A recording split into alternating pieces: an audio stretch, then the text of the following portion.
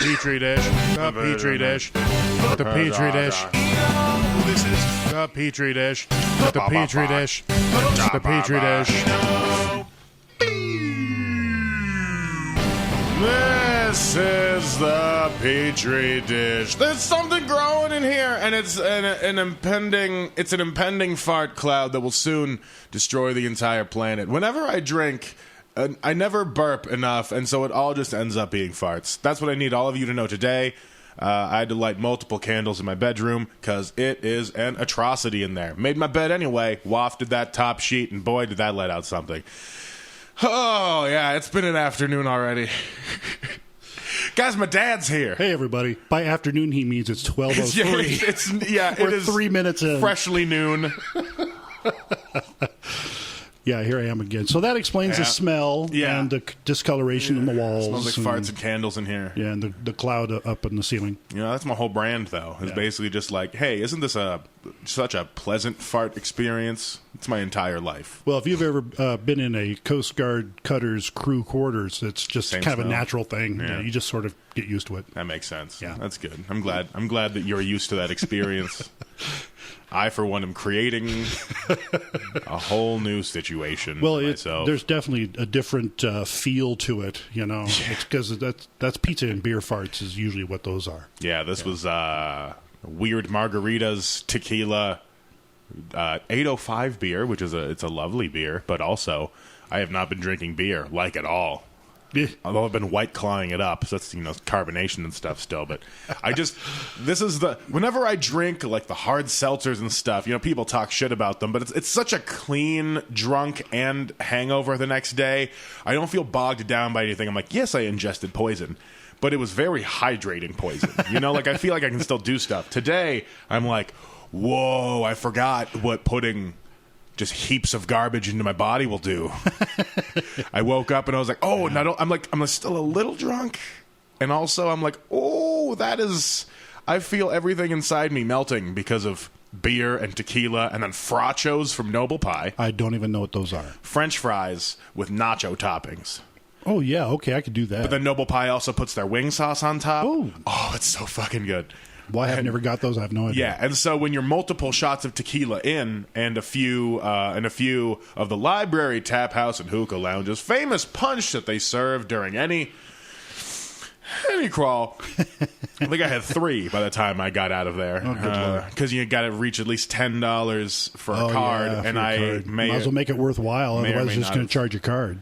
I may or may not have blown all my cash Friday night after I was just like, I don't have anyone to hang out with, so I'm just going to go to the casino, and it's gone. All right, cool. Yeah, that doesn't last very long. Yeah, I know. Everyone listening, I know it's crazy to hear that I lost at a casino because I don't tell those stories a lot, but it's because it's not catastrophic, but I lost 200 and I was like, shit. Well, when you're accustomed to winning, yeah, that $200 loss is pretty. Yeah, when I'm used to noticeable. going in and hitting 4 aces on a poker machine or getting one of the medium level slot bonuses, I'm like, sweet, $400 or $500 in my pocket. I got a good weekend ahead of me. But when I start off the weekend that's $200 I could have fucked off with during the crawl, but now I don't have that, and so now I got to use my card everywhere. You see, I'm accustomed to losing every time I go to a casino, so that to me, I just call it spending money. I'm gambling, and that's where I just have that unyielding luck that for some reason I don't know what it is about you, but you get this luck and swagger that it's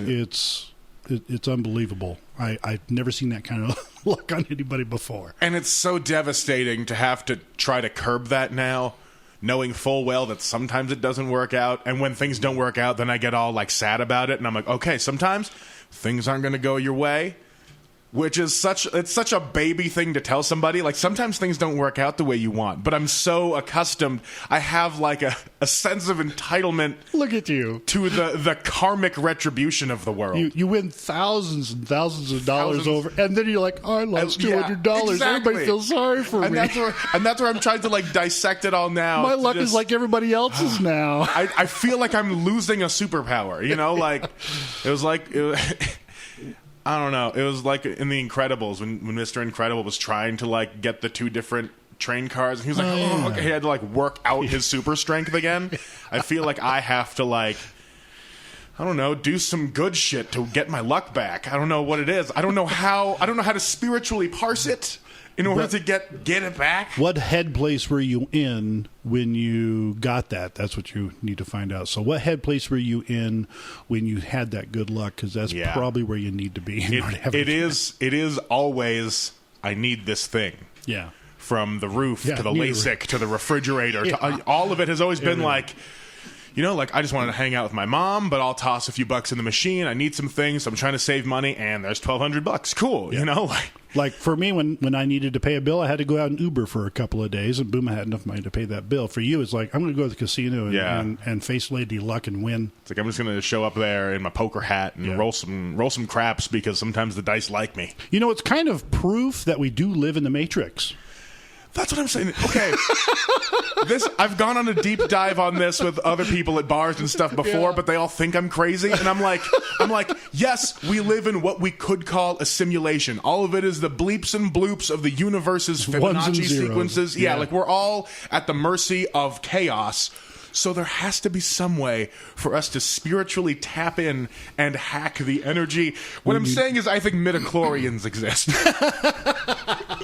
I'm saying midichlorians exist. I'm the first Jedi. That's what I'm saying. Well, when you're like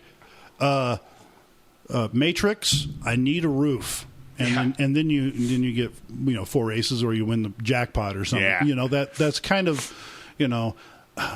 definitive proof. Definitive. I mean, I think at this point it's definitive. Or proof when Matrix. I was thinking about LASIK and I had gotten my consultation, like earlier that year, and then I finally decided, okay, I'll take the care credit, and I'll do installments. I'll just get it paid off in like 5 years, and then I go to the casino that weekend and just boom, the exact amount of money I needed for LASIK. It's for your LASIK, for the roof, and for your appliances. Yeah. You won just about the exact amount you needed to get those, and maybe a little bit more. Yeah, because I had like $300 for the refrigerator, and I was like, I'll go get like a shitty used one from maybe like an apartment complex that's selling off their old stock. Yeah. And then I was like, but Lowe's has some nice one. I want a fridge with that ice and water on the front. And it really does make a difference, doesn't it? I got it. It is so nice.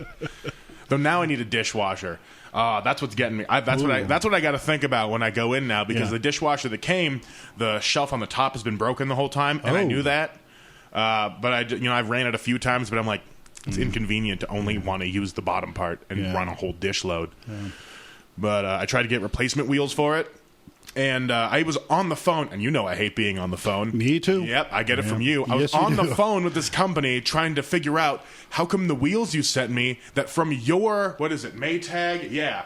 From the Maytag website or whatever, you said these model wheels fit this model that I have a picture of with serial number and everything. Why doesn't this fit?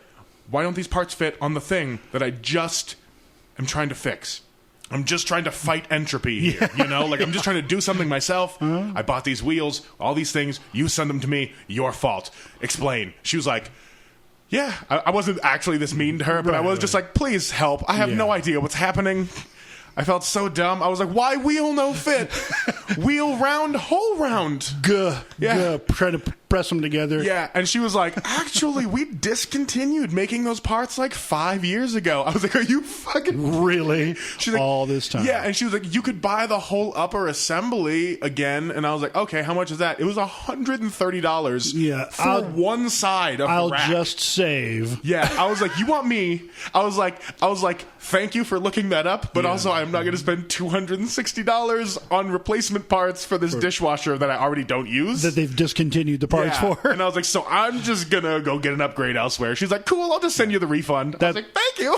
That's kind of the definition of good money after bad. No thanks. I was like, $260 for replacement rails on a fucking dishwasher. Are you kidding me? Owning a house fucking sucks. It does. I bought one house and I sold one house and haven't bought one since. I may end up buying one again one day. But I do want to do a painting party in here and just get all the walls painted, because this weird like light brown. It's kind of a mocha color. Yeah, it's definitely like I got cappuccino walls. Yeah, it ain't my favorite. I would probably. you have some seams showing. Yeah. You might have to putty those up, but yeah, I'd painted a lighter color because it is kind of dingy. I was actually thinking a dark blue. Dark blue. It might close it off a little bit, but honestly, who gives a shit? Yeah. Well, if you're looking at resale, dark blue won't work. But if you're looking at what you want, yeah. Honestly, I'm not thinking of resale at all. I just want this house to look cool, and I'm pretty sure anyone I rent to is either going to be people I know that just need a place to live, or eventually this will get to the point where this will just be like my only rental unit. Like, right. I'm not going to like fix this house up because I know I already don't want to live here anymore. I love this house. Yeah. I love this house, and I love having it, and I love being here. But also, this isn't my fucking. I can't. This isn't my jam. You know, I don't even have a fucking driveway. No, you don't. I don't have a garage to fuck around in. Driveway. Yeah, that kind of sucks. I enjoyed having my garage. Yeah, it was fun. Like, I mean, I had all my instruments and stuff in there. I like fucking around. Yeah. There's just something about being in a garage where you're like, chaos. Yeah. It's nice. The garage in Anchorage was almost constantly full of band instruments. Yeah. And I think I had my Jeep in there for a short period of time. Yeah, when I moved the drum set upstairs. Yeah. For like recording things. Yeah. Oh, that was a while ago, wasn't it? Yeah. Wow. Yeah, that was over 10 years ago. 10 years ago. It was about 10 years ago. Yeah. Wow. That's what I was going through this with Lauren because we were at the crawl. Yeah. And I was introducing her to people. I was like, fuck, we've known each other for like 12 years. I remember when we were basically almost 12. You know, like you guys were 14, 15 years old. I was like, shit. You were 13 when we first moved, and you were turning 14. Yeah, and she was a year under me. So I was sophomore year, so I was 14, turning 15. Yeah. I think. Yeah. So she was like 13, 14. Yeah. You guys know each other for a long time, and she's a little taller than she was before. She's almost my height now. Yeah. Fuck. It's weird. It's weird to think back, you know, because like I don't know why, but I think of my life, I guess, kind of in like chapters. Yeah, me too. I segment my life. It's easier that way. But now so many of those chapters have started like interweaving, and I'm like, oh fuck, life is small, just in general. You are lucky to have at least in your lifetime social media. Yeah. You're able to stay in contact with people you knew in elementary school, junior high. I'm not in contact with anybody I knew from high school back. Yeah. Only one guy. It's only because he happened to go to high school with me. But mostly it's just high school friends and up. I don't, social media didn't exist back then. And in my early 50s, I'm so far removed from those days. That's 40 some odd years ago of elementary school and junior high. I don't remember any of those people's names or what we did. So long ago. Shit's crazy. Yeah, isn't it though? And then you get older and you start doing what you're doing now. You're kind of looking back, you can look back a decade now. Yep. And man, a decade ago was high school for you. You were doing band concerts and plays and your band, you had a band, and, all that stuff. I also forget, like, when I make new friend, I guess I have to call them new friend. They're the people I've hung out with this year. Yeah. But I'm like, oh yeah, we haven't known each other for more than this year. Like you didn't even know me with glasses. Like that's how new. That's a new friend. So many of these. That's friends a new segment of your life. Yeah, and so I was like, fuck, this is the beginning of a new chapter, and I forgot to like mentally make that snapshot. I guess, and that's what this whole year has just been me like, oh boy, things are changing, chapters are turning, and characters are existing. You having that social media in your life, you're able to, blend a lot of those chapters probably a little more easily than I can. I hard segmented things. I mean, I from my first memories of when I was about 3 or 4 years old, that area. Then we moved to Germany. I've segmented all of Germany into one. And then 4 years later, we moved to Tacoma, Washington. I've segmented when I lived with my mother, and then I segmented when I lived with my dad, and then all these segments. The risk of segmenting like that is years later it's hard to blend them. Because you have separated them in your mind, and someone will contact you and say, "Hey, do you remember me from so?" Kind of, vaguely. Come on, we were good friends. Yeah, my mind works a little differently than that. I've segmented people into categories that fallen entirely off the map. Yeah. I had a good friend who was like, "Hey, remember? Oh yeah, we had a great time, and I remember you lived just 4 doors down from me." No, that wasn't me. Oh, it was a person who looked like that person who you categorize people. Yeah, these 4 people look alike. And 40 years later, you're not able to process that. Yeah, I don't have that problem yet. Not yet. wait only about halfway there. Yeah. It's going to happen eventually. Yeah. Yeah, I've gotten better at I guess going back and kind of I guess this is more of a Photoshop reference where you kind of take the tool to re-blur the lines to kind of get that through line through my entire life, which has been a tool I've been trying to use with my music and stuff because I have been using, like, ever since I started Sad Giants back in 2014 at this point. Yeah. Ever since I started back then, I was like, this is just my diary of who I was, who I am now, and who I want to be. And that's how I've been using it. And so going back and kind of re-archiving, essentially. Going back and going like, what's this? Dusting it off and going like, oh, shit, this was interesting. And having to do that, I really feel like it's helped me realize what actually mattered to me in times and actually kind of go through those feelings again and remember why I cared about things that I did in certain times. And that was really nice to go through at my show a couple weeks ago to just kind of be like... Taking a trip down memory lane when you were doing it by yourself. I even got up to the center of the stage. I was just saying stuff. Yeah. I was like, this feels so...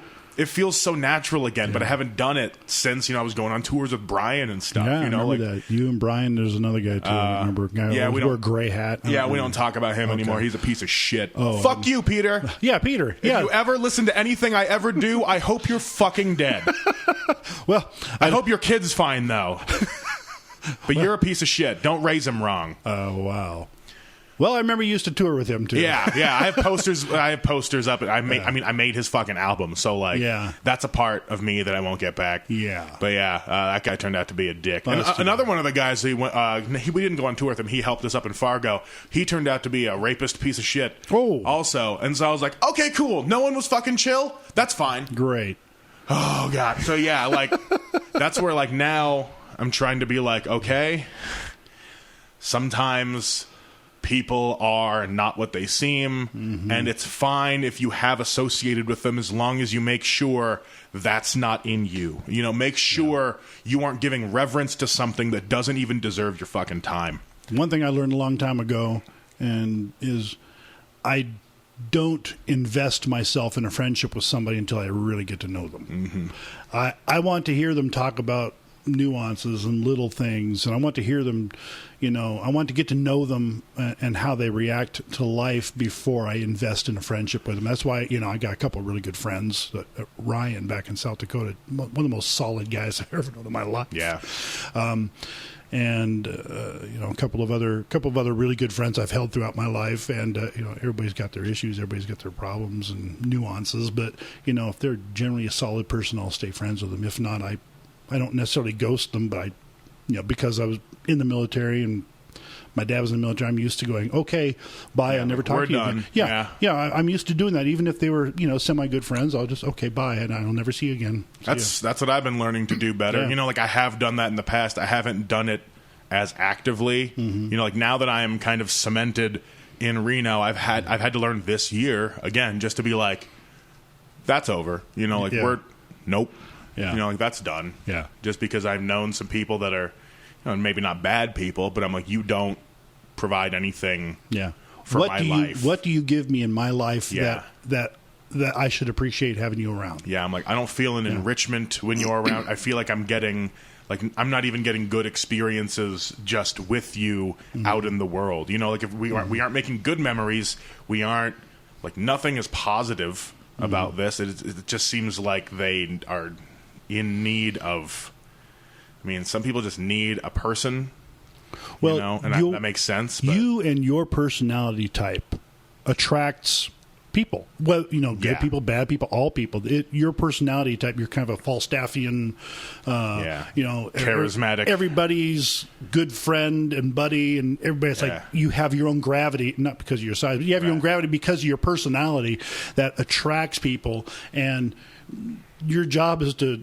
flip the switch on the electromagnet and start repelling people who don't fit within your orbit. You know what I mean? That's what I've been trying to do this whole month. I've gotten a lot more. I've taken your advice and just trying to be more sociable and to just be myself and have fun in what I have been trying to be. Good. So I've been trying to do that, and it's I've gotten a lot more. I guess like I was saying before we started the podcast. I threatened some people yesterday. Sure, I was maybe a little drunk, but they were definitely wrong. Yeah. Like, no matter how drunk I get, I still know where my morality lies. And I'm like, oh, you're a piece of shit. You may be drunk, but you're still not wrong. Yeah. Wait, there's a lyric in there somewhere. Yeah. I'm not sober, but I'm not wrong. Yeah, there you go. Fucking ever. Yeah, see, that's a much better lyrical interpretation of what I'd said. Gee, I just know all your songs so well. I mean, honestly, me too. I know my songs real well. I would hope so. Yeah. And that's the weirdest thing is that's why, it kind of gets me down a little bit, like knowing how many artist friends I have that aren't the biggest fan of their own work. Like if I can be an advocate for anything, it's like you got to be your own biggest fan. You have to enjoy the things you make because I know I've railed against this before, but art is made for yourself. It is your expression. It is you. And if you don't understand yourself, if you're not able to either tie back to the things you've done or forget the things you've done, remake it, like I was doing on the fly during my solo thing. Yeah. I stopped in the middle of a bridge. I'm like, honestly, this bridge kind of blows because I was 22 and I didn't understand the workings of mental health and how they work now. But now knowing what I did, fuck off, kid. And then I did the rest of the song. I was like, it was so good. It sounded like it was kind of practiced and planned. It wasn't. I had to stop mid song and be like, oh, hold up, this bridge is real fucking ridiculous. I knew it was an immediate thing because I know you so well. But other people probably thought, oh yeah, he may have practiced that, inserted it because it was so well done. Yeah, but no, I see what you mean. The brooding, self-hating artist is getting kind of old because it's so overdone now. Exactly. It's like you had people like what's his name, the guy on The Cure. Oh yeah, fucking Robert Smith. Robert Smith. I mean, he kind of did and perfected it. And you have people like Johnny Depp, who he kind of hates. It's getting kind of old. I'm a misanthrope. Yeah, it's getting old, and having people who enjoy themselves, having people who choose to enjoy what they're doing. If you don't enjoy it, don't freaking do it. Yeah. Go do something you enjoy. Why torture yourself doing something? I'm so glad that somebody else outside of my generation notices the change because it's the past old. in all stories, in all comedy and everything, it's been this bleak Kyle Kinane's joke of him being bleak and misanthropic. I don't know what any of that means, but it's but it's that thing where even people that their entire persona is over it. This is stupid, whatever I'm doing, and it doesn't myself suck. We all relate on this end. Sure, we get it. For 10 years, you can't talk about how big of a piece of shit you think you are and never improve. No, you have to move on from that's almost a subgenre of comedy, music, and acting. It's almost a subgenre that I think the time for it has passed, and I've been noticing it the last few years. It's like, that's really getting old. I don't watch a lot of TV and movies anymore. I'm still waiting for all of it to get better. It's just a lot of in the world nowadays. It's just a lot of anger and hate and stuff. And I'm just I choose not to ignore it, but I choose to be happy. Yeah. And I choose to not let other people's anger and whatever affect me because I'm not.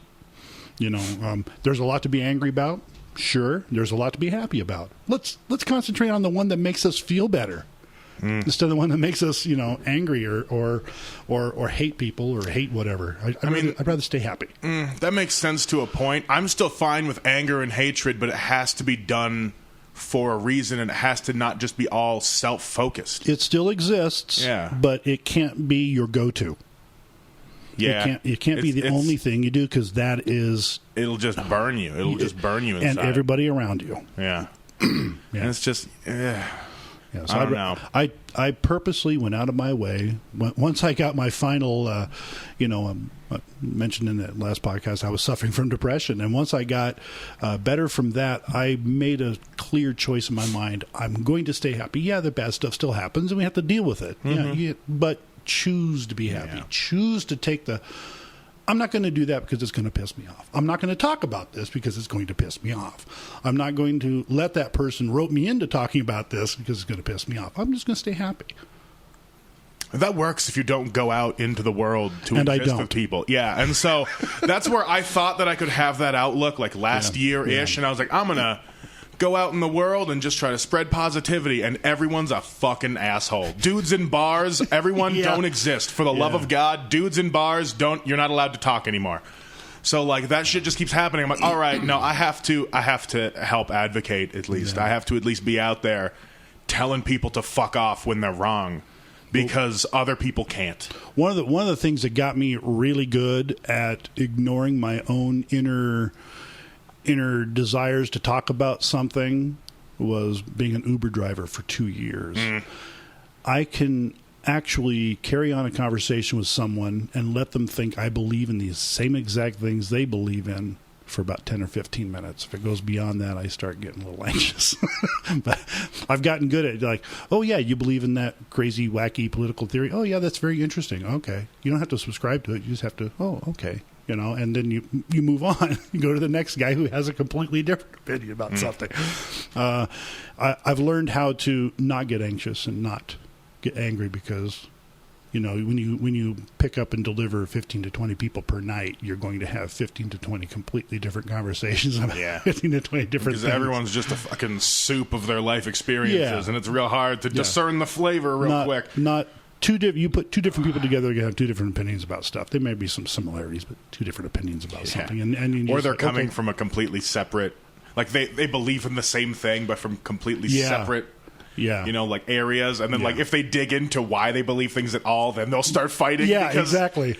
Because one of them's in it for angry reasons, while another one's in it for like altruistic reasons. And they're like, well, you're one of the pieces of shit that does this, and you're the problem. Yeah, well, you do this shit, and it's just like, whoa, you guys agree, and you're fighting about this shit. Why really you agree? funny. You're fighting about why you agree. Exactly, and I get that so often that I don't even engage anymore, because everybody's just so angry all the time, and I choose to be happy. And my life is, I don't ignore the issues out there. They're still there, but I choose not to discuss them and get into them in any detail, because there's no point. I feel like I'm a retired boxer of emotions. I just, I'm like, all right. Interesting analogy. I'm like, it's time for me to lay up the gloves and just, hang out for a second. And someone's like, this happened to me. And I'm like, all right, fucking put me in. Yeah. Where are we going this weekend? None of that shit's happening. We're going to go have fun. Yeah. Yeah.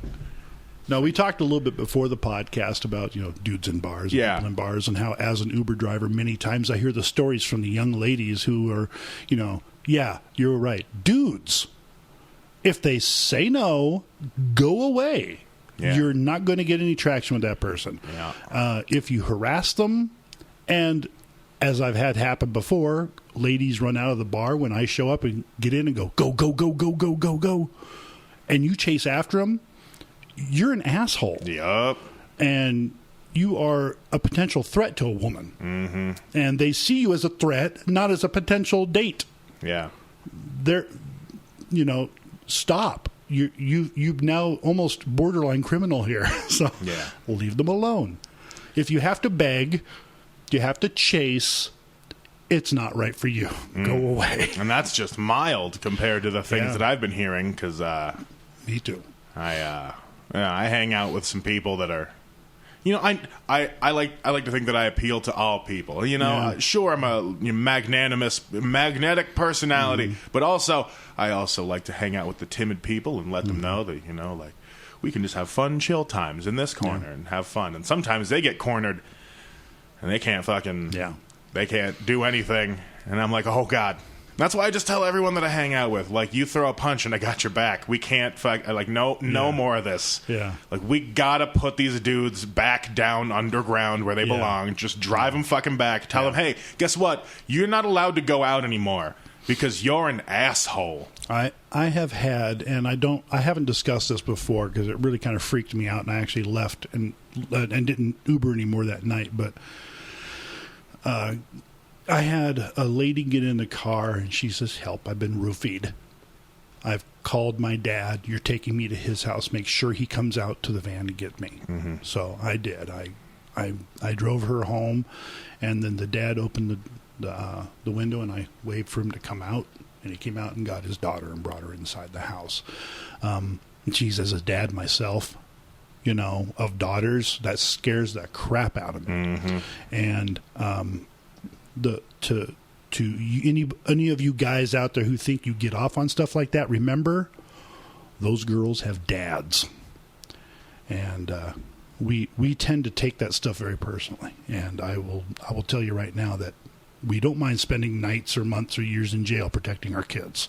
Yeah, but that's the thing. Parents aren't out drinking, stopping these things. No, they're not. It's fun to make parental threats and stuff and share memes on Facebook. Yeah. Adults aren't out and about stopping these things. No. That's not how it goes. And that's why I have to exist. And that's also why alert people who are mature need to help watch out for that kind of stuff. I'm in bars. I'm constantly watching out for other people because I know there's not a whole lot of people who will. Yeah. And that's why I'm like, everyone in my crew, no strange drinks enter the room. We have our designated drink runners. Yeah. That's why when I'm with people, I'm like, I'll get the drinks, let's just fucking get around so that we can keep an eye on everything. Yeah. I've known people who've gotten roofied, and I know people who have escaped and who haven't. Yeah, and also some of those people aren't the best at dosage, so you can also just OD and fucking die. Yeah, because guess what? They don't give a shit. No, they're after one thing, and you're just in the way of getting them. Yeah, and as an older guy, I'm never in any clubs or bars unless I'm there to watch you play something. Right. Or something. My crowd is usually mostly chill, except for weird dudes that I take care of to let them know, I see you, but also just calm it down. Yeah, and guys can one guy can look at another guy and know what that guy's thinking. Mm-hmm. It's like you can look at a guy and go, I see you. I'm watching you. Yeah, I have my eye on you, and then they will either leave or buy you a drink. Yeah, you don't drink that drink. Oh no, I let him buy me a drink. I think he also tried to buy Lauren a drink while I was there too. And I was like, no, I'll take hers. Is that the same guy we were? Yeah. So I did 2 shots of Jameson. I stood at the bar with him while it was happening because I was just like, I want you to know I see you. We're here. You're having an experience. I don't know what your intentions are for any of this. I want you to have whatever good time you think you're having now. Yeah. And then I want you to not do this anymore. I'm aware of you. Yeah, I was like, I want you to have your experience. Now we're good. We're done. Yeah. So he was interesting. I remember that. And that's why I've had so many interactions in bars recently where I'm like, if I wasn't who I was, it would have ended badly, but I feel like I can get to people. I feel like I can reach them in whatever place they're at and be like, I see you, not just physically, but just emotionally. I get it. You're in a spot. You think whatever is happening is happening. Let's unravel this so that everyone makes it home and has a good night. Let's not have this. One of my favorite things to do to people who you notice who are possibly, getting ready to do something bad is to sneak into their personal space. Yeah. And then just kind of end up kind of at their side and go, "Hi, how are you?" Mm-hmm. And you eyeball them, and they realize that the jig is up. They got caught, and that you're watching them. I've done it a couple of times that you just kind of sneak into the personal space and you're there. And yeah, and I'm real good. I'm real good at standing next to people. Yeah. You and I are both kind of imposing figures. You a little bit more because of your height, but I've always been a big guy too. I've always been able to walk up to people and You give them that eye. Just give them yeah. good evening. Well, hello there. How's your day going? Yeah. Really? Tell me about yourself. Yeah, Where yeah. do you live, Yeah. motherfucker? What is your address and telephone number? Yeah, you give me a business card. I'll fucking email you tomorrow. You look like you're in the military. Who's your commanding officer? Ooh, that's a fun one. Oh, man, because Ooh. if you outrank them, they got to give you the information. Dude, hell yeah. Oh, that's a power move. Oh, man. That's a great power move. I've used that a couple times. Yeah, it's really good. Who's your commanding officer? I did that when I was in Petaluma. I was kind of the designated driver for everybody who wanted to go out and party because I don't party a whole lot. And so I was designated driver, and I was kind of keeping an eye on the ladies that were with the group. And one of the guys was like dancing with one of the girls, and she's looking at me going, help, help, because he's kind of got her boxed in. Yeah. And I says, okay, hey, it's time to go. And he goes, not yet. We're dancing. I said, she doesn't want to dance with you. She'll make that decision. She has already. Mm-hmm. And I'm coming to get her. Yeah, you haven't looked at her once to check in if this is totally fine. No, you're not looking at anything from the chin down. Yeah. Or chin up. Yeah. So, we're leaving. He's like, he's getting all puffed up and getting ready to fight. I'm sober. Mm-hmm. That guy's drunk. I says, you know what? I haven't had anything to drink tonight. I know you're in the military. You want to make this an alcoholic incident? I said, because you'll go down, I won't. Yeah, and he's like, oh, fuck. He's got the book. Oh, yeah. I had that guy. I had him hard. And, some people in your life, for some reason, will elicit a response in you as parental. You are a parental figure to that person. Even though you're like the same age, you can tell that right now the relationship you have with that person is more parental. Fuck, is that what I'm doing out in bars? Yeah, am I parenting dudes that didn't get a good fucking figure? Yeah. God damn it. Yeah. Like I was saying, like everyone I know has fucking dad problems. And so that's why I'm like, all right, well, I got to help you dad the world. Apparently I'm out there fucking dadding the world right now. All right. And you're watching over people like a dad does. Fuck. And you have a and I've noticed this probably since I've moved here. Not so much since South Dakota or anything, but I've noticed since I've been here, you've been fairly parental to your friends and the people around you. More like an uncle, you know. Yeah. But you do. You definitely you're kind of a guiding factor. God damn it, I care. When you don't completely lose your shit. Yeah, I mean that happened a couple weeks ago. I was hanging out with some friends, and one of them was like, "Oh, I got to throw up," and everyone else kept going, and I was like, "I'll hang back." They were like, "No, keep going." I was like, "I'm not going to leave you in the fucking street by yourself throwing up." I was like, "I can't." You're a protector. That's what I was like. Yeah. That's a group of 4. You're a group of 1, and I'm not going to leave you in the dark streets of Midtown in like the sex trafficking capital of the no. And so I was like, you do what you need to do. I'll stand over here. Look, a vulnerable human being all by themselves. Oh, never mind. Crap, there's a giant next to him. I was like, I'll stand over here. You just do you, and I'll just check in every once in a while. I can't leave you in the fucking street. Midtown was probably one of the worst. Midtown and downtown, where the bars are, Midtown's probably the worst. Yeah, and we were walking in between 2 of them, so it's we were just like on side streets. There's by random dry cleaners. I was like, I can't just let you. I can't just let you, because what if you get lost afterwards? What if I was like, what if anything? I was like, no, everyone in the group stays with somebody. That's just how it goes. You felt an obligation to protect this person who was vulnerable. Fuck. You are a parental figure,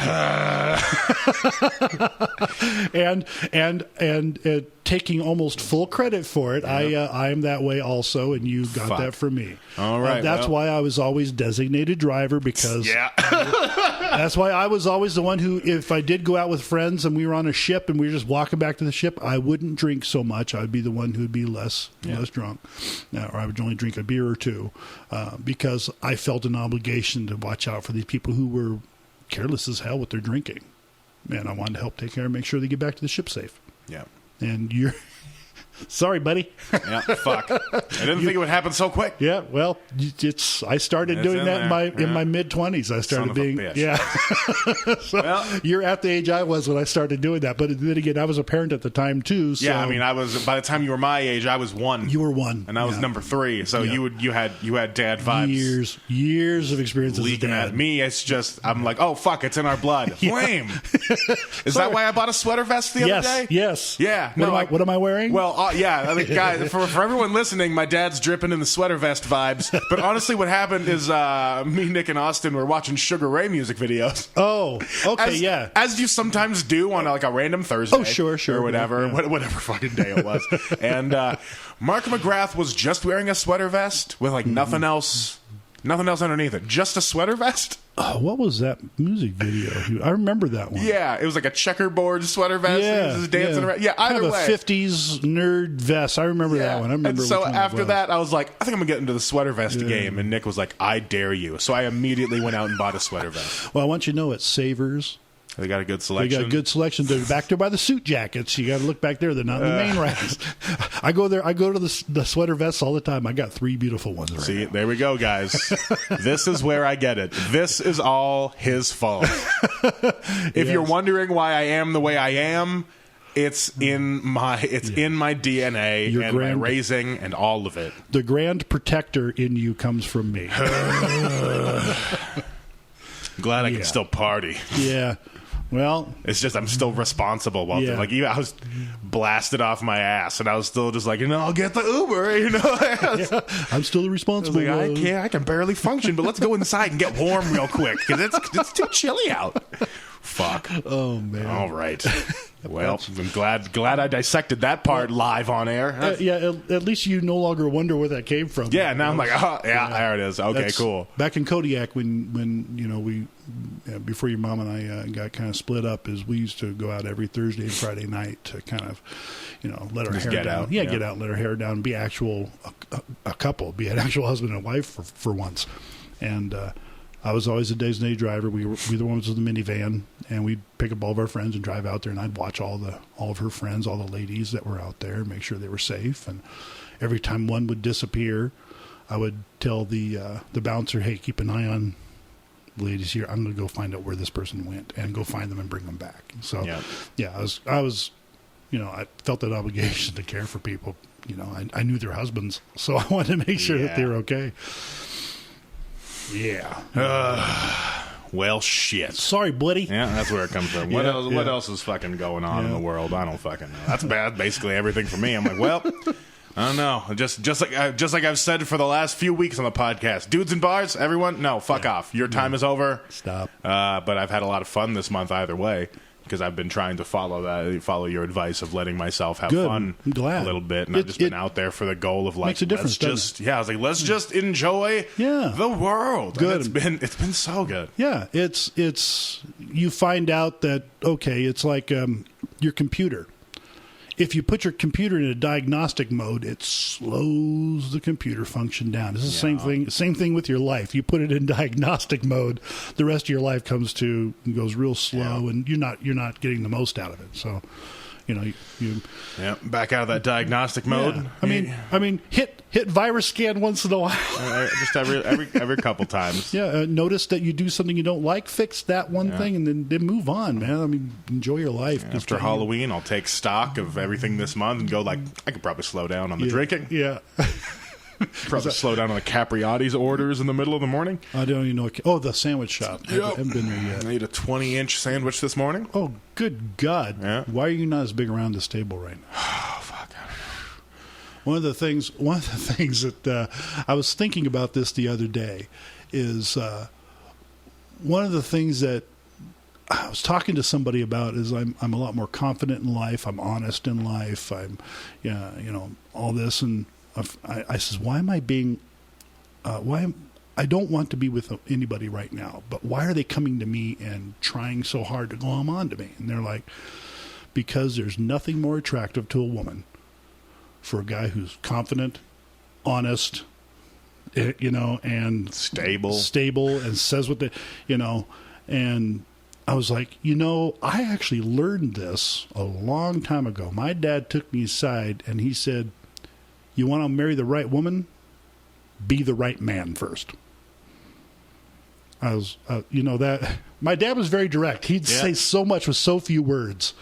He didn't have to. I mean, I tend to say things in more flowery terms than you write soliloquies. You say things. Got a whole degree in that shit. You might as well use it, right? But my dad would say so much in so few words, and he said, That was one of the things I remember, because it's easy to remember that way too. Yeah. You want to find the right woman? Be the right man. Be the man that you should be to attract the right woman.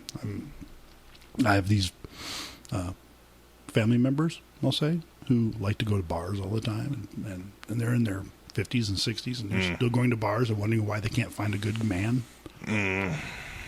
You're not going to find a good man in the bars. And if there's one piece of advice at this point in your life, is if you're trying to attract a good woman, you got to be the man that she would be attracted to. Right. So, unless she's attracted to dumpster fires, in which case, light me up. Let's figure this out. Yeah, because that's what you want in life. I like to think that I can disguise myself as trash, and then I pull the mask out like, I'm surprised, I'm super cool. I'm actually a good man. I gotcha. Let's go through your issues. You're good, I'm good. But I tell you what, there is one thing I really miss. I lost my dad when I was 20 years old. Yeah. And there's one thing I miss, is he did have very simple advice that was so easy to remember. And he wasn't a simple man, but he lived by simple rules. He lived by those John Wayne cowboy rules. You're loyal. You work for this company, you're loyal to that company. You're going to ride with the brand. That's what you're going to do. You're with this person, you're going to be loyal to that person. You are going to do your best to fit within this person's world. And if they don't work to try to fit into yours too, that's not right. Move on. Yeah. And he was so good at giving that kind of advice, as where my mother, who you knew and got to know, would go off on long tangents, and it would lead into another story, and then that story would lead into something that her friend did recently that she wants to talk about. Yeah, which is where I get that. Yeah.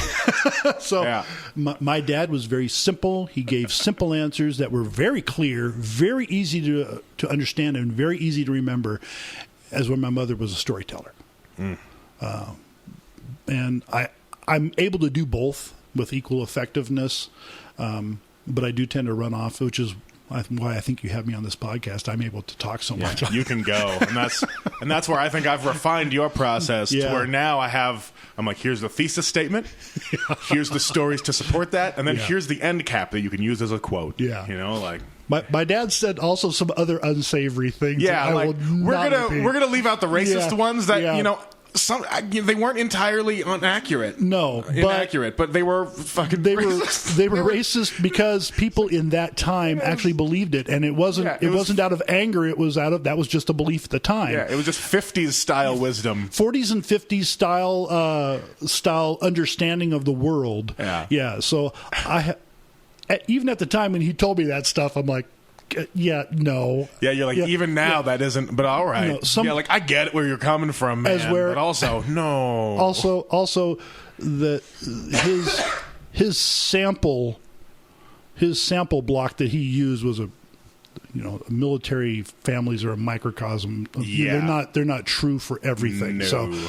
So his opinions on stuff were truly out of the 40s and 50s, and his samples were from the military, so and really enlisted places too. And like there's such a which like military bases and housing in their own hierarchy is crazy enough. Yeah. But like just the disparity between officer neighborhoods and the enlisted neighborhoods is fucking insane. There's a clear border, isn't there? His wisdom coming from existing in the enlisted neighborhoods, I'm like, that makes a lot of sense, because I grew up with a lot of pieces of shit. Yeah, you did. The funny thing is I was friends with a lot of the officers. Right. And you guys, especially your sisters, were good friends with the officers' kids. So, they always went over there and played and stuff. And then I'd go over to the house and pick them up. Hey, how you doing? And I did cross that border into officer country a few times, and it was fine. But there is a clear border. It's like, how dare you bring your kid to slum in my neighborhood? It wasn't so bad towards the end of my career, but getting my career, there was the Great Wall of China between enlisted and officers. But and I feel like Hawaii was its own special case. Yeah, because boy, I mixed it up with everybody. Yeah. And so I know you definitely had to chase me around that base to just wherever. All of us enlisted were down towards the bottom. And then literally the officers were up the hill. Top of the hill. Literally Yes. up a hill. You had to go and up to the officers. Hill. And you're like, oh, the houses are getting nicer. Yeah, Fuck and off. the houses got nicer. The cars got progressively nicer as you went up the hill. And They turned into actual houses rather than duplexes or 6 of them stuck together or whatever. The yards looked nicer. Yeah. They were more well manicured because they can afford it. Go from carports to actual driveways. Yes. So there was definitely. I wouldn't say it was a have-nots. It was a have and have better. Yeah. Yeah. It was like these were built in the 30s. Yeah. These were built in the 60s. Yeah. In Kodiak, there was a really good story I was told. You probably don't remember because you were only 2 when we moved in, a little over 2. But, Yeah, I don't have any fucking memories. Okay. The first house we moved into in Kodiak was an old duplex that they converted into one house. Oh, Basically, we had shit. 2 kitchens and 2 laundry rooms. They were just on the opposite sides of Weird. the house. Yeah. But because we had a family of 5 people, You needed the bedrooms. we needed the extra bedrooms. So they took these old houses. What it was back in the 40s, just as the war was starting, they had built these houses for Hawaii, and they had them all ready to go. They were shipping them off to Hawaii, and this is the story I was told. I don't know how true it is. But then they were told, oh, wait, no, Kodiak needs them more. So they turned the ship around. These houses that were designed and built for Hawaii were being sent to Kodiak. Not the best insulated. No, man. When we sat in that living room, we had to have a ceramic heater and blankets because that wind blew right through. That's great for Hawaii with the trade winds, but that's not so good for Kodiak. Yeah. And by the time we moved into our second house, which is a really nice, much nicer house. That's the one you probably have most of your memories hell yeah. I love that house. But once we moved out of that other house, they tore those all down. Yeah, I remember it being a big blank field. Yeah. That used to be where we lived. We only lived there for like 6 months. Yeah. But it was horrible. But there's the have and have-nots, or have and have more. I don't want to disparage military housing because they do the best they can sometimes with what they have. But they did eventually have nice houses. But boy, in the early days. It was... And now the base that we were on in Hawaii was all torn down and rebuilt anyway. Yeah. Literally, while we were leaving, they were phasing them out. How many families do you think were in our neighborhood? 100, 150 families in our neighborhood? At least. And by the time we left... They did it by attrition. There were only 3 families left in there, and you, me, and your sister, we kind of patrolled the area because the meth heads were coming in and pulling down the copper gutters and copper wiring. And one day they did it to the house we were living in. Yeah. And I said, that's it. I told the cops, and they go, you're in this area. Can you kind of walk around a little bit? I said, sure, I'd love to. And we caught the guy. Mm-hmm. Called the cops. Waited. I sat there with the guy forever. I sat with him for maybe 15, 20 minutes, or maybe more than that, like 30 minutes. Sat with him. Told him exactly where they were. Nothing. Nobody came. The guy's partner drove up in the car. He ran down onto the freeway. They took off. Cops show up. Mm-hmm. It's like, you could have been here. You could have caught the guy. I had him dead to rights. We saw him go over the wall. He's laying on top of the copper guttering. Yeah. And they're, if that had been any other situation, oh, cool, the cops take 30 minutes to get to where we are. Yeah. Ugh. It was unbelievable. And since it was military housing, we had to have the military cops. Yeah. But I'm like, but he's over the wall. On the highway. On the highway. Yeah. He's over the wall on the highway. He's highway side. Nope, it's still our property up until like a certain amount out. I'm like, great. So if we called the regular cops on him, and they would have been there. Yep. Because they were everywhere out there. But boy, made me mad. Because I told the guy, I said, don't come back here. If I see you here, I'm going to consider you a threat to my family. And he was like, oh, I was in the Army once. Oh, really? What unit were you in? What rank were you in? He couldn't give an answer that made any sense. He's like, but I was in the Army. I was rank Army, and he started like naming ranks that don't exist or don't blend together. Like Sergeant Major sounds right, but but not like he's like, I was a staff Colonel Sergeant. Yeah, he's naming ranks that just don't exist, and he's telling me I know most of the military bases by name, and he starts naming where the military bases are. I'm like, Never heard of the military base. Yeah. Never heard of that. Oh, it's a big base. No, it's not. Yeah. I've been there. There's no military base there. So I caught him lying about that too, which that didn't piss me off as much as it did, him coming into our neighborhood and stealing the copper gutters out, flattening them out, and throwing them over the fence. But we left. I mean, I don't give a shit about it was the fact that there were fucking meth heads roaming around the neighborhood that got me. Yeah. I don't give a fuck if they're stealing what? Are they going to repurpose it on the military base? No. Nope. But after a while, it got to the point where the military, the Coast Guard that owned those houses, had to contact the recycling places and going, don't accept this copper. If you do, you're going to be an accessory. Yep. And we're going to hold you responsible for it. You are providing, the supply and demand. You're providing money to the people who are stealing stuff. You are providing a fencing service for these people. Yeah, and with their stolen goods. It is not the best. No, that was bad. But we got out of there, and I felt like that was going on for months, but honestly, it was only like a couple weeks. But I just remember I was like, this is a fucking ghost town. Yeah, it really was. Like, nobody there. It's a ghost town. All the street lights are starting to not work. Yeah, there is nobody here. There's just the distant sounds of hammering. The neighborhood store. There's only one person on staff now instead of like the 4 or 5 there normally was. Yeah, it was pretty much a ghost town. No one was running the pool or anything anymore. I'd love to go back and see what the new places look like because they tore all those places down, put new style houses in. Yeah, so kind of like what they had in Kodiak. It's really nice. Man. So. I bet they even redid the landscaping and stuff. They redid. They tore everything out. Yeah, they didn't build on the same property. They built other ones. Man. Of course, we didn't get the nice ones. No, we got the crappy ones. Yeah, really.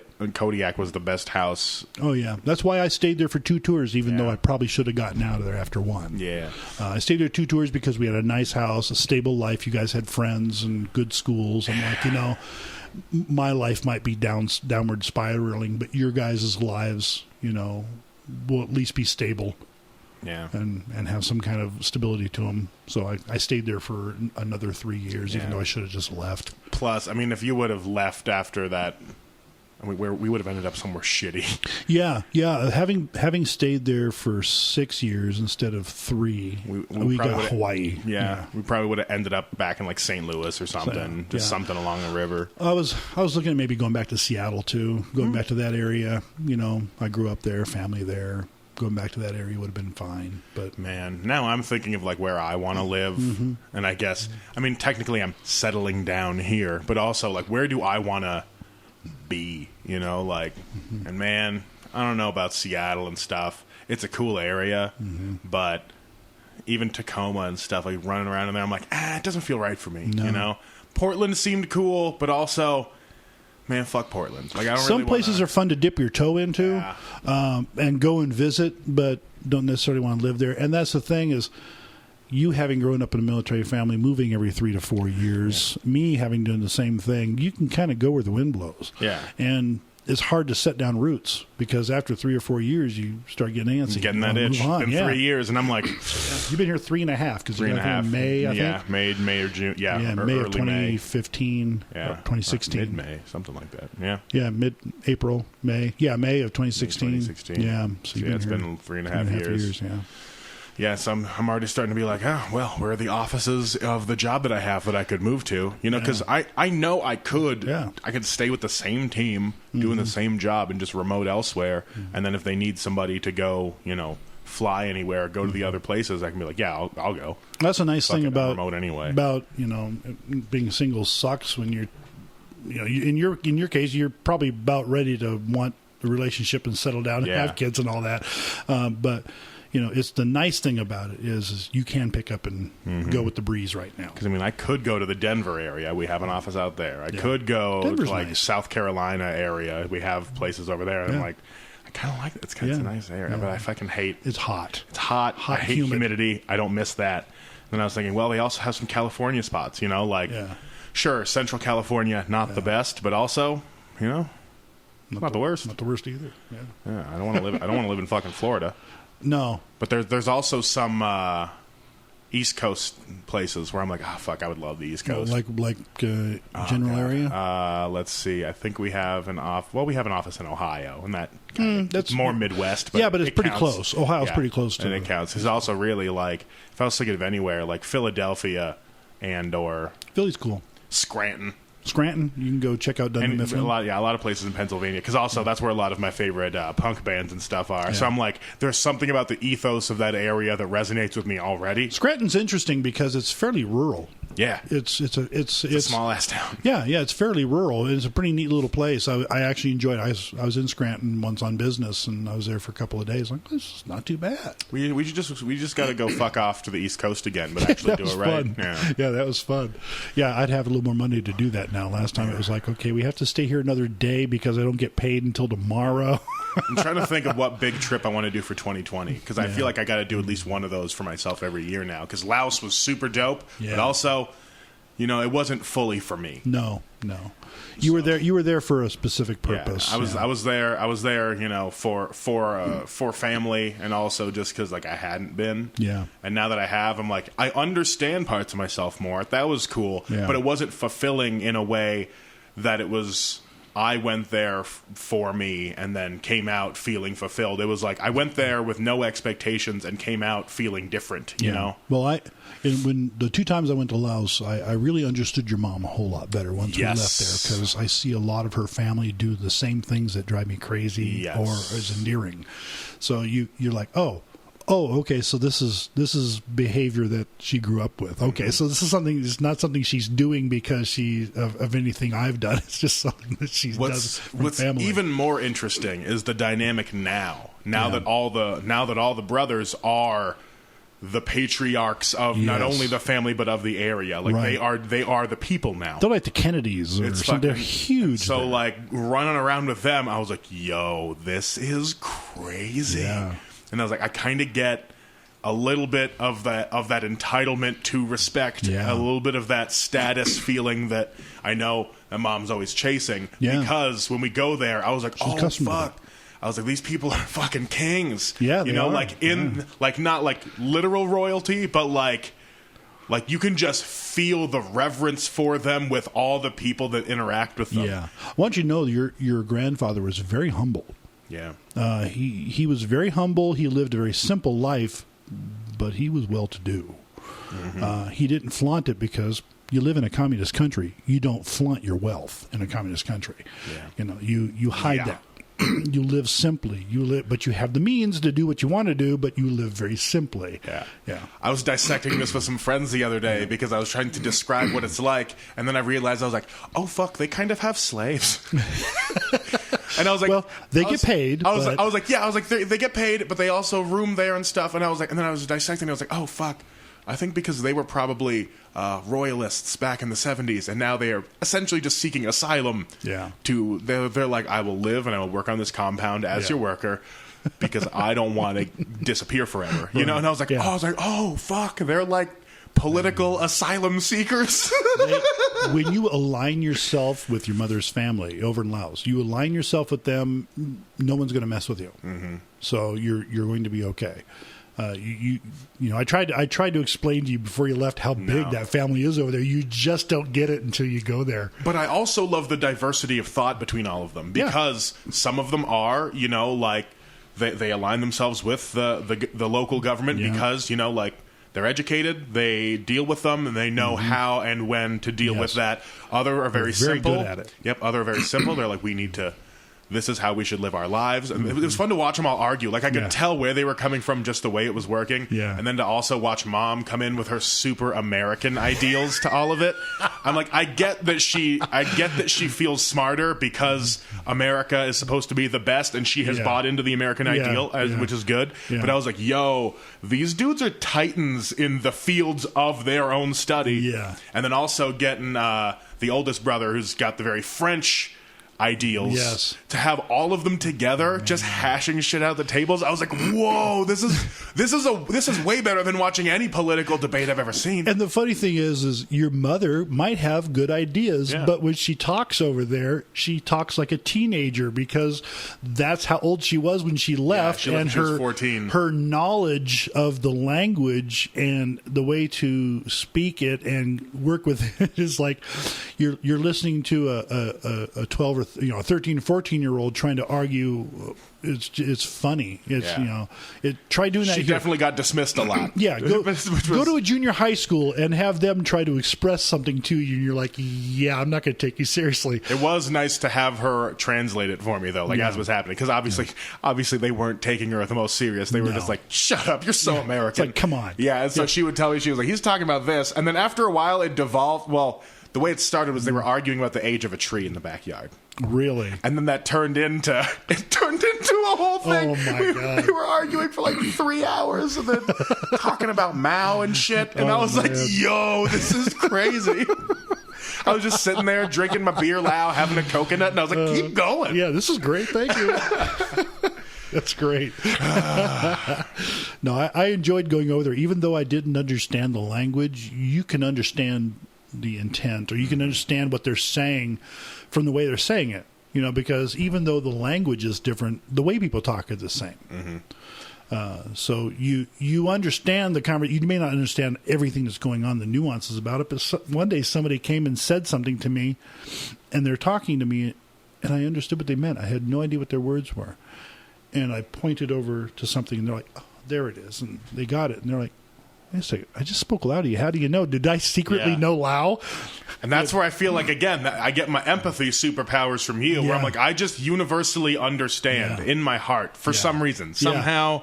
Yeah, you get that. It could be the luck. It could just be that response of just like, yeah, got it, and then you're ready to go. It also helped to have the amount of cousins that were around for that wedding speak English. Yeah, so like I had one cousin. I didn't have that when I was over there. It was so dope. So one of the cousins educated and stuff in Australia, so he spoke with an Aussie accent, which was cool. Nice. Yeah, but he, he was catching me up with a lot of the stuff going on with their group, and another cousin was from the French area, so she was in that area learning Lao and shit for like 3 months. So she was, and her English was super good too. That's cool. So she spoke French, English, learning Lao, and I think some other, like 1 or 2 other languages. Yeah. She was trying to tell me about Lao literature and how there's not that much for reasons. Really? And I was like, got it.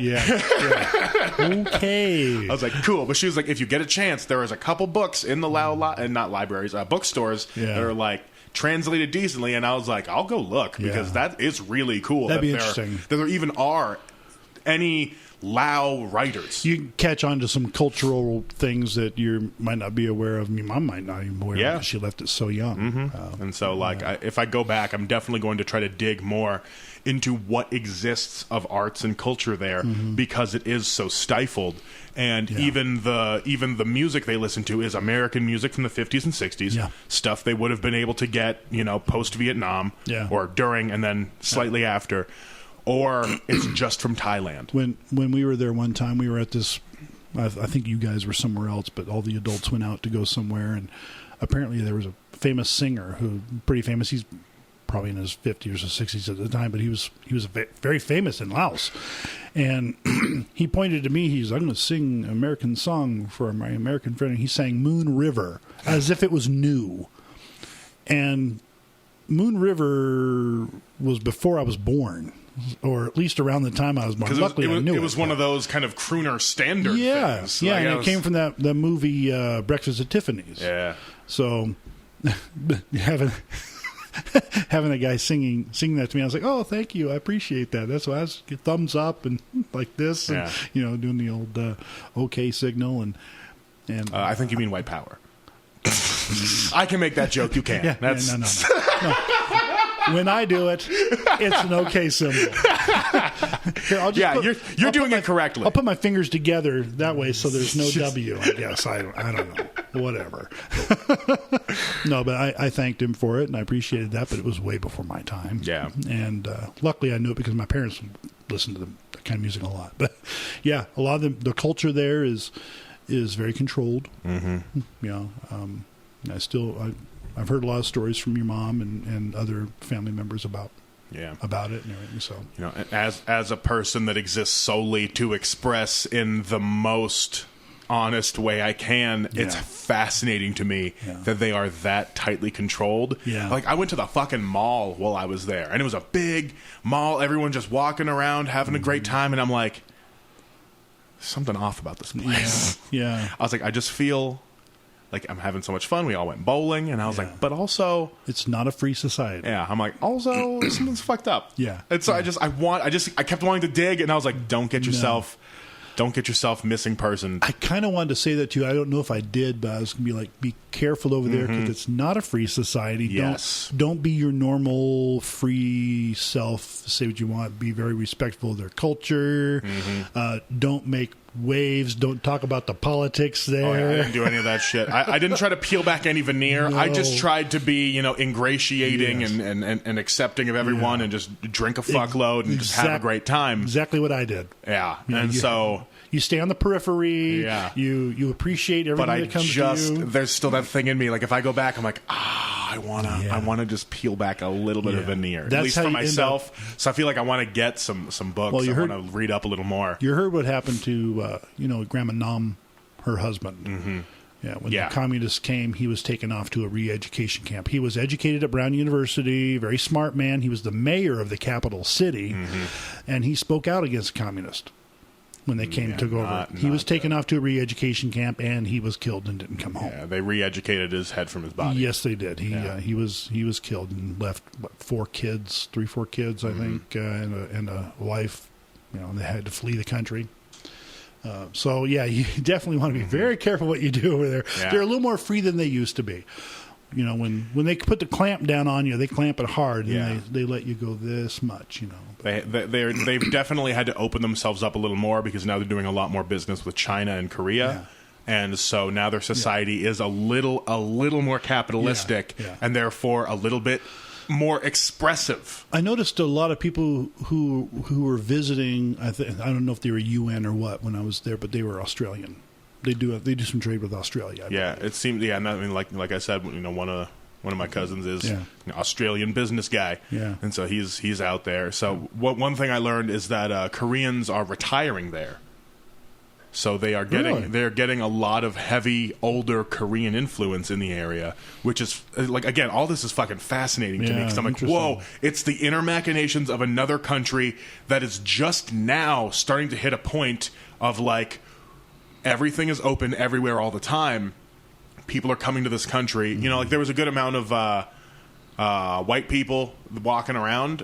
There wasn't a whole lot when I was there. It was an oddity. But when I saw them, I could see them talking to people, and I'd be like, "What's up?" What's going on, white people? Hey. But they'd be like from the Netherlands or some shit. I was like, "Oh yeah, I forgot. White people aren't." No, but I keep forgetting. A surprising amount of them already speak English. Yeah, and so that's why I can be like, "Oh, where are you guys going?" Because another one of the cousins is.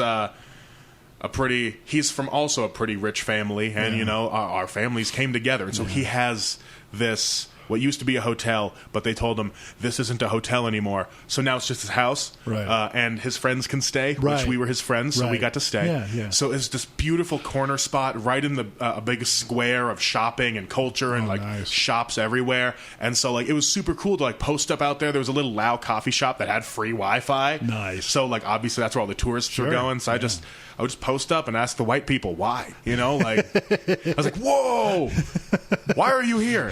I'm here because I look like this. What? What drew you to Laos? Because there's literally no culture out there saying, come to Laos, travel here. It's great. Who out there listening to this, if you didn't know Bobby, knew Laos even existed? Yeah. I mean, again, like I have to do for my joke, the neighbors on King of the Hill. That's fucking that's it. It's either that or they knew one Hmong kid in elementary school because of the displacement. So I'm like, no, I'm cut from a different cloth. They're the lowland people that just want to have their life, the Delta region of the Mekong Delta region of Lao people. The Hill people they look a little bit different and they act a little bit different. They have almost a separate language, and the people in the Delta area they look different, and they have a slightly different language too. Yeah, it's interesting. The whole country is an interesting place. It's so I want to study it more, but boy, is that going to end badly for me if I fuck it up. But yeah, I want to go back. I'm giving Mom a bunch of my T-shirts with my face on them. Oh, nice. To give to the family, but also I'm like, yo, I really hope this doesn't end badly for them. Like, they think I'm some young political upstart trying to overthrow their government, and then I'm like, oh no, half my family got beheaded the other day. You know, like, all because of my funny shirt. All because of my fucking funny shirts. But also, I mean, what a hilarious story if they did get in trouble a little bit for all collectively wearing shirts with my face on them. Yeah. It's oh gee, I just can't imagine. I know, that's where I'm like, I want to give her the shirts. She wants like 15 of them or something, and I'm like, yo, that's gonna be so many. I don't know if you remember this, but our second trip to Laos, you were 7 years old or so. Your mom decided to go and buy a bunch of Alaska shirts because we lived in Kodiak, Alaska at the time, and she saw a table with a bunch of Alaska maps on it. She goes, "This is perfect!" So they were on sale, so she bought all of them. You know, all the different sizes and everything. This is great. She brought them home. They're on sale. Can't return them. Yep. And she gets them home, and I'm like, "You're going to give these to your family members?" She goes, "Yeah, they have Alaska on it." I go, "Have you read what it says on there?" She goes, "Oh, no, I just saw Alaska." I go, "Read it." It has like dots on Alaska going, shitty weather, fucking shitty weather. This, really fucking shitty weather. It's like, I go, you can't give these to your family members. Yes, a lot of them know English. And your mom was horrified. She's like, oh no. So I think I still had a few of them left when we left Anchorage when I moved to South Dakota. I finally got rid of them. I was like, oh my God. She spent so much money on them because they're on sale. Might as well bring them, Alaska. You got to read those things. Get a little subtext to them. Yeah, I was like, nah. So we ended up carting those things around for years trying to figure out how to get rid of them. We finally just throw them away. Yeah. Can't do anything with them. You can't donate them. You're not going to buy that at a thrift store. No. You see those shirts at the thrift store, you're like, I wonder what the story behind these here are. I got to know the story behind this. Sometimes it's fun to see those.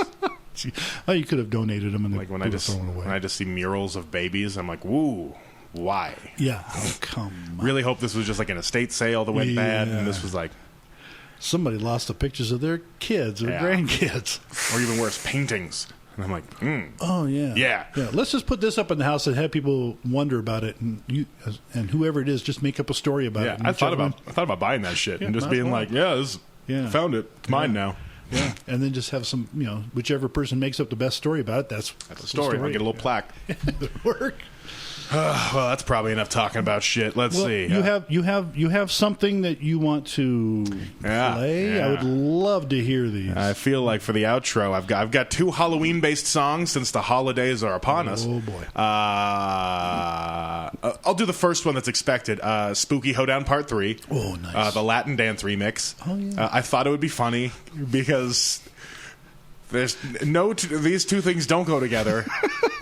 Latin dancing and novelty Halloween songs. What better place? Yeah. What better place and way to do it on this podcast? Yeah, and also I barely speak any Spanish, and so I thought it'd be funny to use that as a tool, as in the entire storyline that you'll get from the song is I was in a bar, I am seduced by a witch, and for some reason I start speaking Spanish, and then I don't know any Spanish. So the second verse is just me badly speaking Spanish until it stops working, and then there's a fun twist at the end. Roll that beautiful bean footage. Here we go.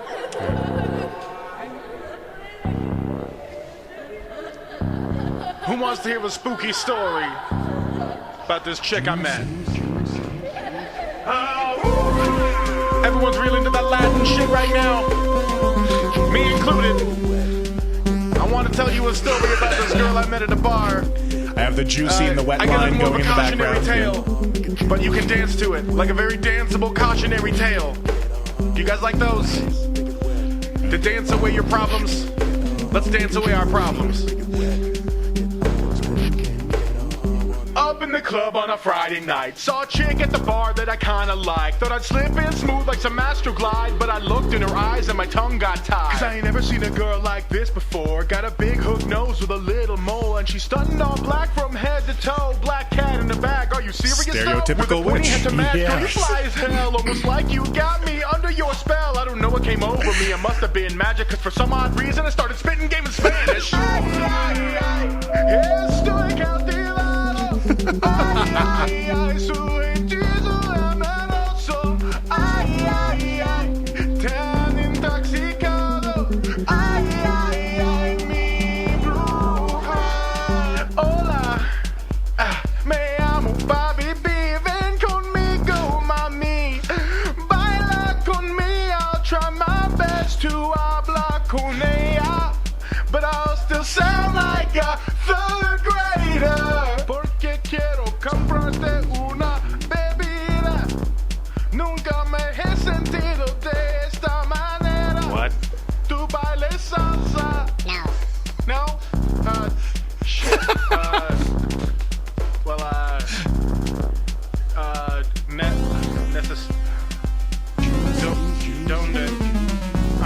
Honestly, I'm really running out of my vocabulary here. All right, let's go back to the chorus. Ay, ay, ay, estoy cautivado. Ay, ay, ay, su hechizo amoroso. Ay, ay, ay, tan intoxicado. Ay, ay, ay, mi bruja. Aso jugoso, aso mojado, condena toda la carne que puedas obtener. Aso jugoso, aso mojado, condena toda la carne que puedas obtener. Woke up in a hotel hungover as hell, in a bathtub filled with ice, and oh shit, she stole my kidney. Oh fuck, that's bad. Oh, that's real bad. What the fuck, man? Shit. So that was Mi Bruja, Spooky Hoedown 3. That was, I don't know a lot of Spanish, but that was bad Spanish. It was really bad, and that was the best. It kind of reminds me of a skit on Saturday Night Live. They were trying to do Spanish words on a news broadcast, and they're talking about the golfer Chichi Rodriguez, and they're like, and then golfer Chai Chai Rodriguez. Yeah, my favorite part of the whole song is the bridge where I translated "make it juicy, make it wet, get all the flesh you can get" into Spanish, and had that. Catch that. Yeah, that was the Oslo jugoso, Oslo mojado, obtener toda la carne que puedas obtener. Yeah. I'm just going to assume that was really bad because It was just Google translated straight up. It's bad Spanish. Yeah, that's pretty bad. But it makes me laugh every time because of how bad it is. Yeah. And so I was like, fuck it, I'll finally release it. So that's going to be coming out to all the stores October 30th. Oh, goody. With now the original Spooky Hoedown. Oh, good. As like a little B-side for it. So you have to have those. All three of those will now be out on all streaming music services. And this one's just going to be a podcast exclusive. The other night, I didn't have shit going on. And fan of the podcast and of things I do, Nolan Fleming, who we may have talked about on the show before at some point. I don't know. But Jim's brother? Yeah. And so he contacted me. He was like, hey, you want to make a song for this movie that we are making right now? Because they're shooting a little short film, a little thing called Murder Party that I believe they're putting out soon. And he was like, caveat, you got to make it in the next 2 days. That's a challenge you'd be dumb enough to take. Yeah, and so I was like, deal. I had him a demo of it that night. No shit. Because I was already listening to a podcast with them dissecting Ray Parker Jr.'s hit Ghostbusters and all the story behind that of just like him not even knowing the story of Ghostbusters because the movie wasn't out yet. They just told him it has to include the word Ghostbusters. And so he just wrote a whole song based off of that. You can tell there's a lot of movie songs that the exact same thing happens because it makes no sense. I wanted to do that same thing where I did something super cheesy, vaguely 80s, and not really using a lot of clues from the source material. So I just made Nolan tell me a couple things that happen, like someone gets their intestines pulled out, somebody gets choked, there's peanut butter in the background of one scene, and it's just called Murder Party. Those are the only things I knew, and in less than 24 hours, I made this song. And it's a very I just sat down and started making, and it came out kind of like Danzig / Billy Idol. No, It's super cheesy. All right, I can't wait to hear it. Yeah, here it is.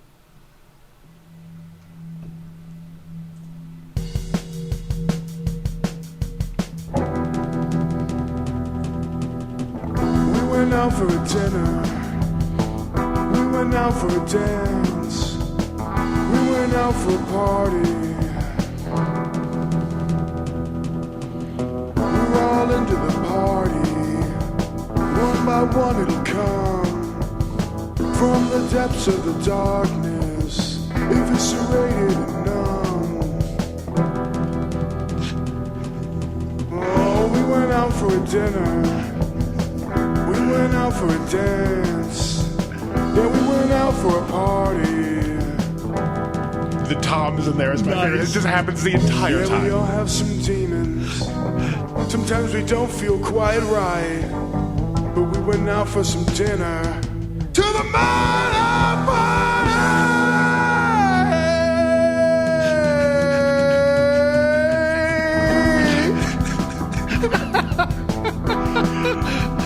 It makes me so happy because this song is so dumb, and I. Speaking of Robert Smith, Ooh, yeah, that's definitely got some. Yeah, we went out for a dinner. Yeah, we went out for a dance. Yeah, we went out for a party. Spill your guts in the kitchen. Strangled down to the floor. Peanut butter and neck bites. Turn off the lights, close the door. Oh, we went out for a dinner. We went out for a dance. Yeah, we went out for a party.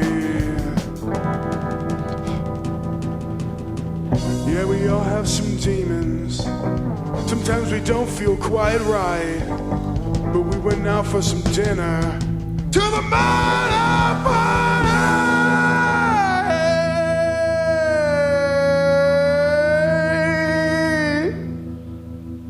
oh man, for your Emmy consideration. It's so dumb, and it's like just 2 minutes. He's like, it needs to be like 90 seconds. I was like, got it. And I just made that first half. Yeah. I just copied and pasted it over and added like one different verse section. Is that right? And I was like, there you go. We got a 2-minute song for you. That one, I'm pretty sure I'm not going to pay any money to release that one out to the public, but I just, because who knows, it may not even end up in the movie because it's just so cheesy. But that's the reason that song exists. If the movie is cheesy, the song will be in there. Yeah.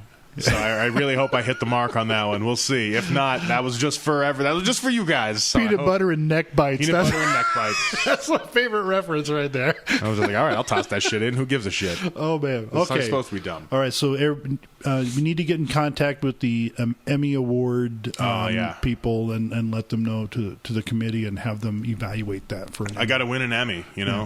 Yeah. How else am I going to rise to the top if I'm not winning Emmys and shit? Yeah, give you that long-awaited credibility. Right? But look, I've got an Emmy. But I made Murder Party. Can my band play here? I got an Emmy. I just bring it with me everywhere I go. I wrote Murder Party. Maybe I can have that power. We'll see. Well, that's about all I've got. Yeah. Hey, Dad, any shows coming up? None. Oh, I figured. I'll be in Truckee. Driving for, a paratransit bus? Good, That's my good. life now. Good. At least it's not Uber driving. Fuck no, that. done. Yeah. Let's see. Any media you're into? Are you watching anything new? Oh, I'm still watching those YouTubes. You're still Good. watching the YouTubes. Like I said, boy, if you want to watch Red Poppy Ranch, man, that's great. The guy's so homespun and folksy. And now they're like the home's built. They're moved into it. They moved into the darn They're thing. doing straight up off the grid stuff. They Yeah. got solar panels and shit. Yeah, It is really cool. They did a good job on that place, and they got for the other one that I watched, the Life Uncontained. They finally got water. Good. They collect three big huge things of rainwater, and they have a filtration and pump system and everything all done. They finally got that done in the last one, and now they're expecting a kid. So it's have a time kid to in the finish container that house. That's about it for me. Let's see. I don't think I have any shows coming up. Nothing on the books. I am going to be on the Worst Little podcast with Sad Giants. They finally invited us to go on there. We're going to play some songs, talk about being a band, and just fuck around. And I believe we're going to be recording that soon. I'm not 100% sure on the release dates, but that will be recorded soon. And I honestly think we sound better than we ever have most recently. And so I'm really excited to have that, hopefully proven elsewhere in a recorded medium because, sure, our studio tracks sound polished as fuck because we want it to. Mm-hmm. I feel like we, lo-fi shit's not going to do my songwriting justice, so I try to make it sound good. Yeah. But at the same time, I kind of want to see how a live track of us is going to sound.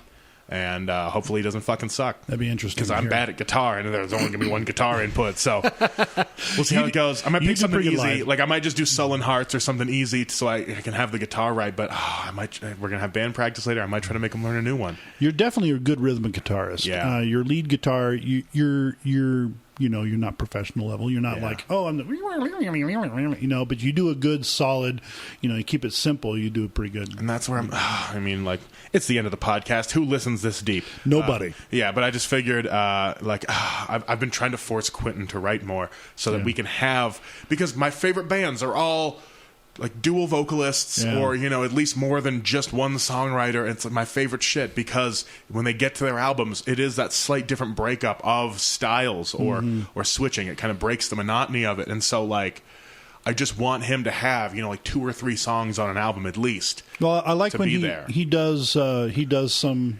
backup stuff, separate vocals from you. Yeah, but that's stuff I've been writing it. Yeah, and I know he can do it. He used to front the Butchers. They were good. Yeah. And so, I just want to force him out there to do that because, I get that my voice is great and everything, but people need that break between all of my Blink 182. Yeah, you do 2 separate vocalists there. Yep, unrelenting self-expression of me. We need just some catchy, but close to the heart shit, and that's how every band has been. For every Lennon, there's a McCartney.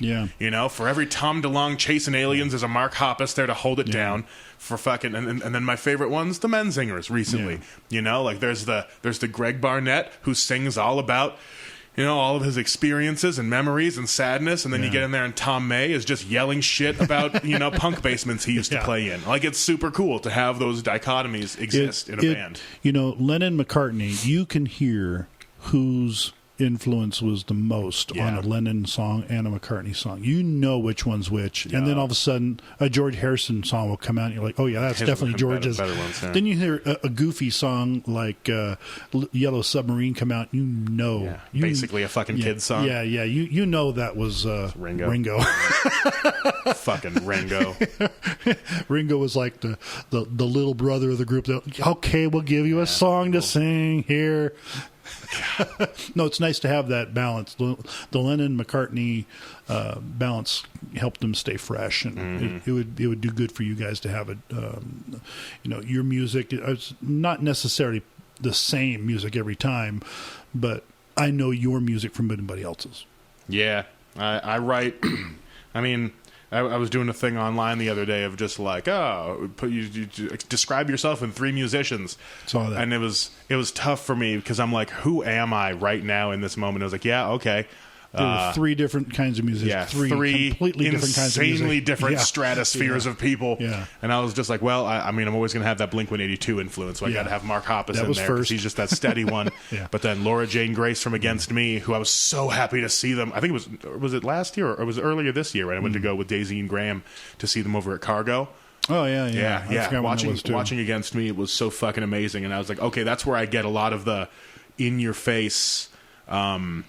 it's very it can be solo because the expression of self is so strong in those moments, and then also Jonathan Colton because he's just a beautiful dork that makes the catchiest and most complicated, legitimately from the top down storytelling wise. And songwriting wise, the chords and stuff he uses and the little musical things. He's an interesting lyricist. Yeah. And the way he puts things together. I mean, didn't he do the song for Portal? Yeah, he did the Portal songs. Yeah. And so he is just an amazing crafter of songs. And I tried, and he's the one that I started Sad Giants as a project because of him. I was going to do a song a week, just like Jonathan Colton did, except mine was more serious, and his was very much. He's kind of a for a while he almost was like a joke artist, but he really is all that good. He is good. He's great. Yeah. And in fact, one of my favorite things is he just recently did an album of all 70s soft rock covers that I think you'd really love. Oh, I probably like that. Yeah, so check it out because he's really good at it. I'll have to look that one up. You know what it's called? It's like The Other Guys or Some Other Guys. Or okay, I'll look it up. Something. I like Jonathan Colton. I like the way he sings too. He's very interesting. He's really good. And plus, he's got the NPR money. Being the backup. The house musician for Ask Me Another? It's one of those. I always get wait, don't tell me and Ask Me Another mixed up. Yeah. Me too. But it's the one with Ophira Eisenberg. Okay. Okay, yeah. And he's her backup band because really it's just like them and then the guests. Yeah. All right, well, that's about. This is a nice long one. We did a good hour and a half because I had some songs and we had some stuff to dissect. We got into it. This is gonna be a good episode. I think so too. Yeah. I already like it because people like when you're here. Because if I'm gonna put a button on the whole episode, we're just dadding the world from opposite ends. Yeah. You're doing it. You're doing it from an approach that you didn't quite know you were dadding the world, but you are. You're the uncle who keeps an eye on people. That explains why I bought this house to house my poor comedy friends. Yes. That explains the amount of crazy I fucking am. Yeah, all right, that is dads to the world. You're a dad. There and back. All right. Well, see you, everybody. We'll listen to this in a couple days. Yep.